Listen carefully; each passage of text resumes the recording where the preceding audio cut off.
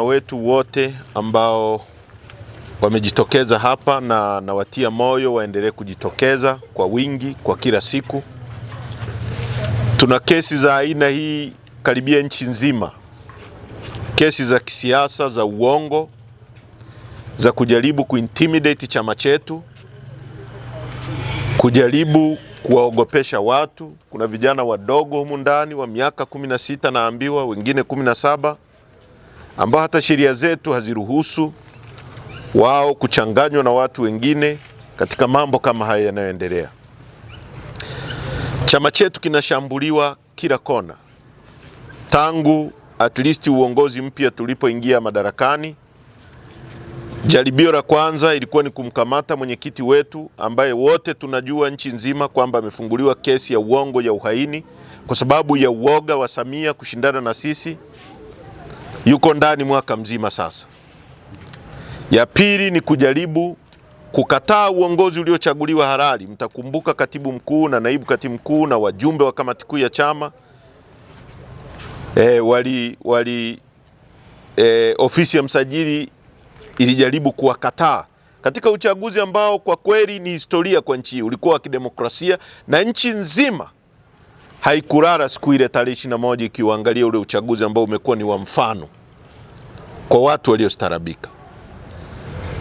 Hilo lilikuwa jaribio la pili. Jaribio la tatu ni kwa chama kuzuiwa kufanya shughuli zake kwa kesi ya uongo pia ya watu wanaotumiwa na serikali. Mtu amekaa madarakani miaka 15, hajawahi kuona Zanzibar inaonewa. Siku tu alipotolewa madarakani kwa kura, anasema Zanzibar inaonewa, ndio anaanza kudai madai ambayo yeye alipaswa yatekeleze akiwa madarakani miaka 15 iliyopita. Zuio la mahakama limeisha muda wake kwa mujibu wa sheria ambao ni miezi 6, lakini bado chama chetu kinazuiliwa kufanya shughuli zake za kisiasa. Hilo ni jaribio la 5 na la 6. Wanachama wetu nchi nzima wanatekwa, wengine wako ndani. Tunazungumza hapa Bunda, kuna watu Tarime, kuna watu Magu, kuna watu Mwanza, kuna watu Dar es Salaam. Hii yote ni kuwatisheni nyie muogope, mrudi nyuma.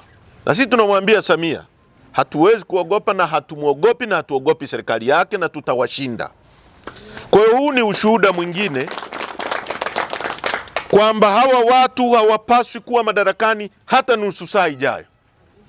Kwa sababu ni watu ambao wanaongoza nchi hii kwa kuchochea chuki, kwa kuchochea uhasama, kwa kutengeneza mazingira ya watu kuwa na hasira, na watu wanapokuwa na hasira wanashindwa kudhibiti, kwa sababu polisi na vyombo vya dola dunia nzima havijawahi kushindana na wananchi vikashinda.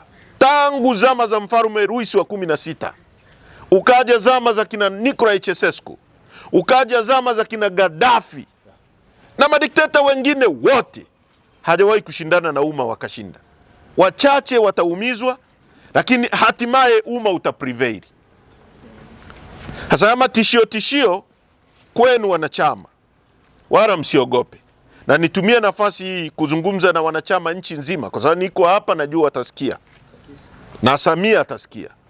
Na wengine watasikia kwa sababu niko hapa. Ruhusuni chama chetu kifanye kazi zake.